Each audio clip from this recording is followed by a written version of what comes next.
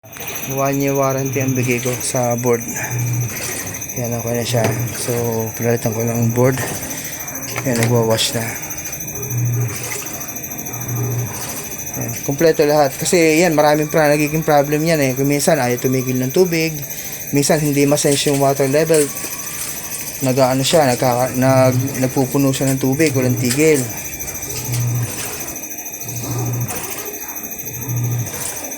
Yan, so okay na.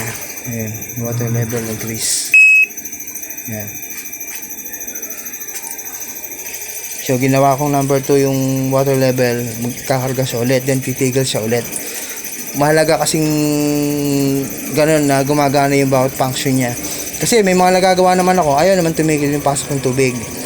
Yun, another problem yun.